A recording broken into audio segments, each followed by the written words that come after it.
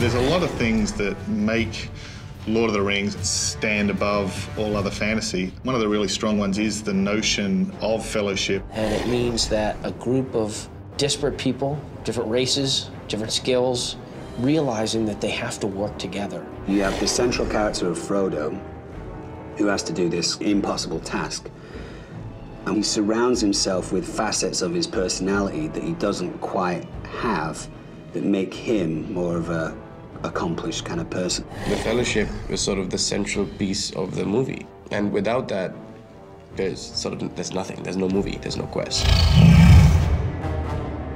Fellowship is like friendship on steroids. All these people that you never thought would have been acquaintances, let alone friends, put aside their differences for a greater cause. What's unique about the War of the North is that it allows you to push into an area of the world that you haven't been into, and with characters that you don't necessarily know.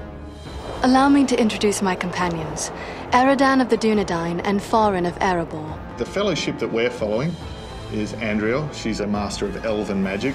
And then there's Eridan, who is a ranger. And finally, we have Farin.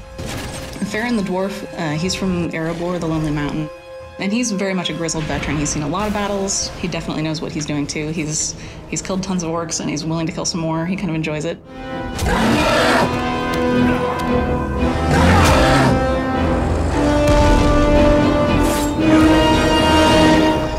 I'm like the guy that just wants to carry a big hammer and hit things with it, so of course I would play the dwarf. So you're telling me Brian Posehn, he picked the dwarf when he was in here?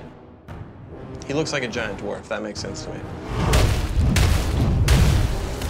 I was drawn to the female elf lore master first, mainly because she's the chick. And I feel like you don't always get the option to play as a girl.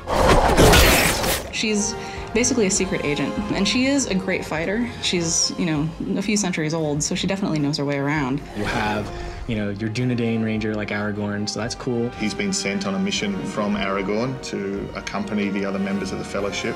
He's able to see footprints, because obviously he's a ranger, and if you follow those footprints, it will lead you to something, whether that be treasure or, a bad guy or a secret door. I feel like the Human Ranger has a really diverse set of skills and access to a diverse range of weapons.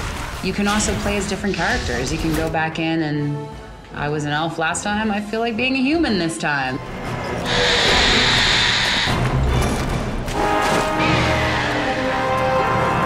Initially they're sent on a mission by Aragorn, but as they head north, they start to piece together more elements of the story and discover a much greater threat.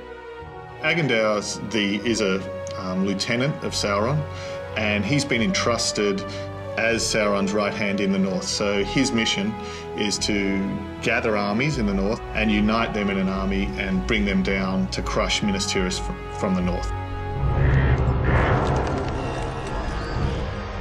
Agendaur, return at once and prepare your forces. We will have need of them soon.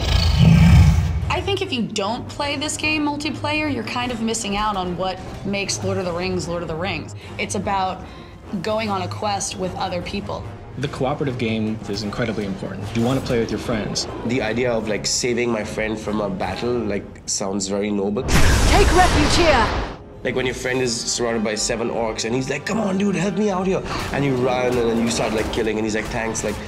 That feeling is a feeling I probably will never have in my life as a real human being. So to have that through the video game is wonderful. You can play either split screen or online.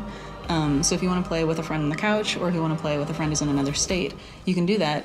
And you can mix and match those, so you could have 2 of you on the couch and someone else playing online. You have this feeling of your platoon, your group, your fellowship. And whenever you play online, you're actually taking your character into that other person's game. And the experience and the loot that you gain in that other person's game, you keep that and you retain that and you bring that back to your own game as well. It's just really trying to create something that is immersive, that people want to play again and again. Lord of the Rings War of the North is a game that if you're into Lord of the Rings, this game is going to take up several months of your life, and having your wife go, are you playing that again? And you going, no, I'm emailing people, I'm getting work done.